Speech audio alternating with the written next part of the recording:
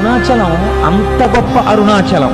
కాబట్టి చూడండి, నేను మీకు ఎందుకు విజ్ఞాపన చేశాను అంటే, ఆ కొండ సామాన్యమైన కొండ కాదు. శివుడు అక్కడ స్థూల రూపంలో ఉన్నాడు.